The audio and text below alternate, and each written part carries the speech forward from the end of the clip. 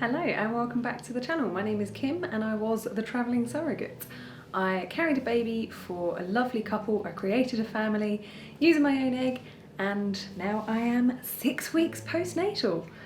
In one way, I can't believe how quickly the time has flown, but in the other way, because it's been very monotonous, because I've been expressing milk and just been at home because we're still kind of in a lockdown in the UK, it has dragged a little bit. I'm starting to get itchy feet. I must apologise for the state of my face. I don't know if you can really tell.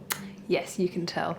I got quite sunburnt at the weekend, so I put some after sun on, not realising that it's got a little bit of self-tanner in it. So I also managed to self-tan my hands, so I'm doing a really great impression of an Essex girl right now. It looks great. Now in this 6 week postnatal update video, I'm kind of going to try and go from head to toe, and then I'll talk about like the emotional side of it, of surrogacy and the postnatal period towards the end of this video. First of all is my hair. Now I was kind of expecting postnatal hair loss. It's really, really common, but as I'm 6 weeks postnatal now, I don't think it's going to happen.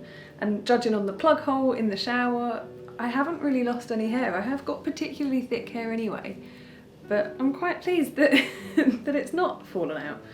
But yeah, that's a really common one. I have been taking breastfeeding vitamins, so I don't know if that has helped, that I've continued taking vitamins postnatally. I'm not really sure, but yeah, my hair's still as thick as ever. And also with my hair, it's been getting really greasy. So during the first trimester, when the progesterone was high, my hair was very greasy. And then the second and third trimesters, it was amazing. I only had to wash my hair like once or twice a week. It was really, really great. But yeah, now I'm pretty much having to wash it every day, every other day with some dry shampoo at a push. So that's kind of annoying. I don't know if that's to do with the breastfeeding hormones or if it's just my hair now. I don't know. My face has... My skin's been okay actually. For the first couple of weeks I did break out a little bit. I was getting a few spots here and there, but I think that has cleared up and everything seems to have settled down. Again, because of the breastfeeding hormones, I think that's kept everything quite level. So now that I'm stopping expressing milk, I think maybe my hormones will start going all over the place again and I might start getting a bit of acne.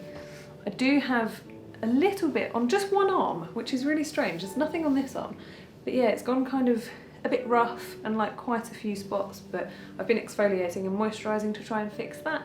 Not sure if that's postnatal related or just a little skin thing that's come up.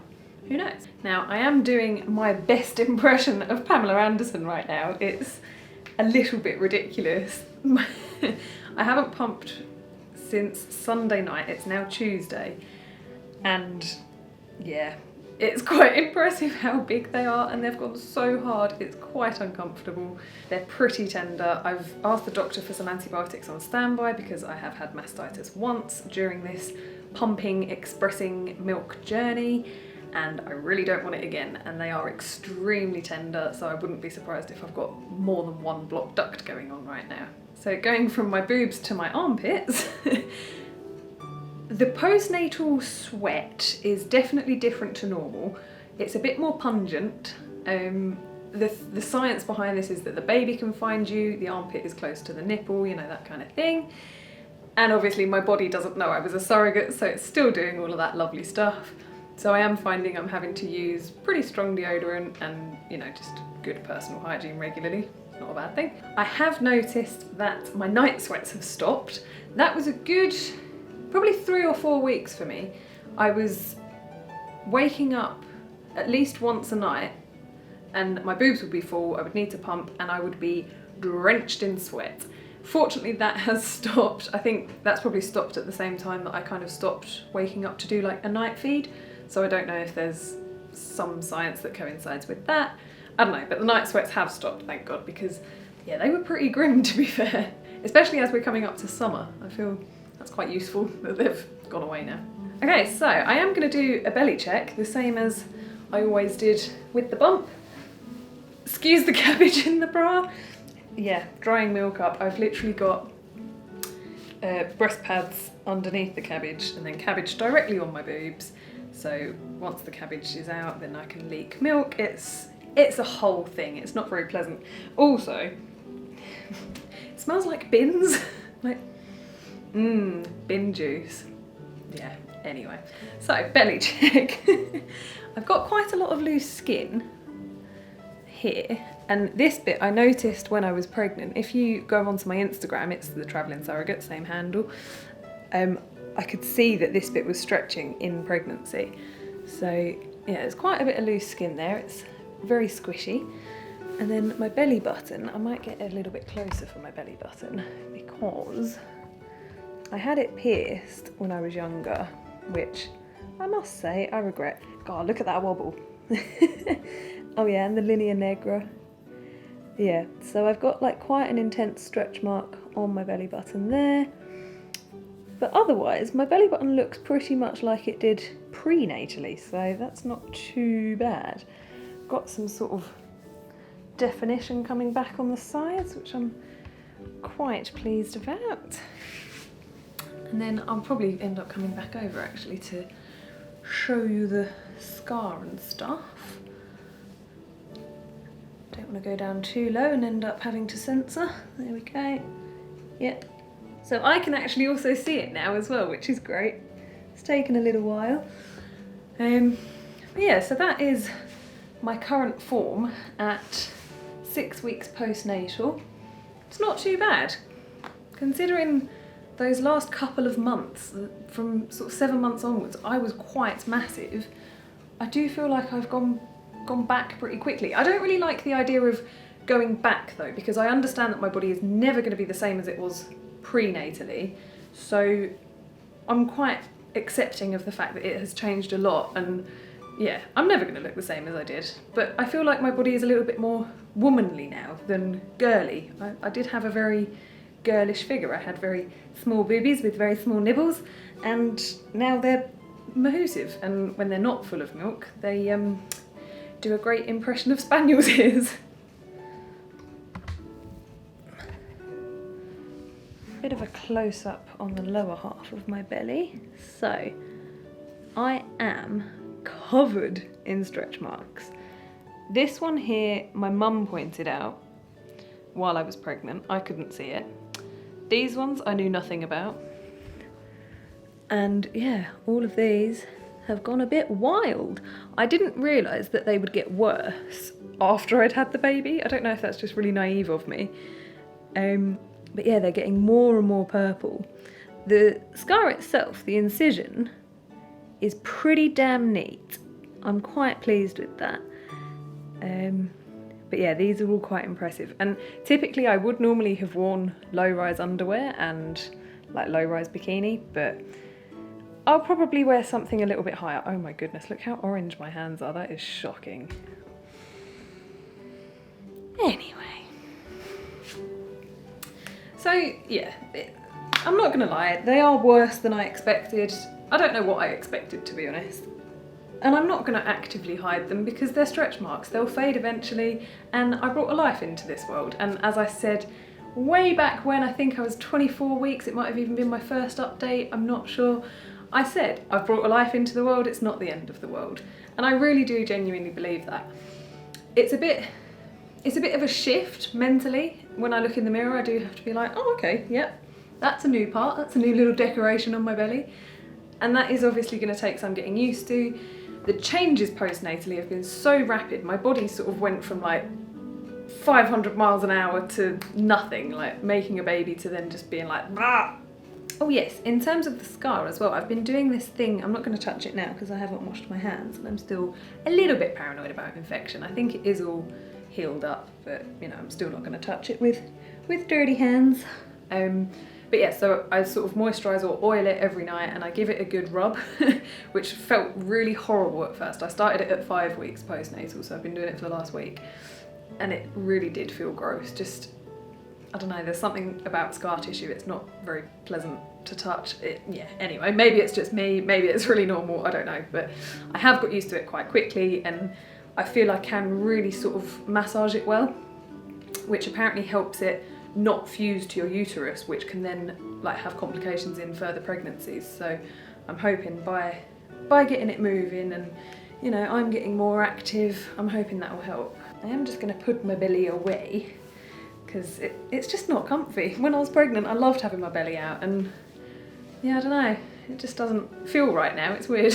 You don't know where to put your hands as well. I'm like, I'll stand like this.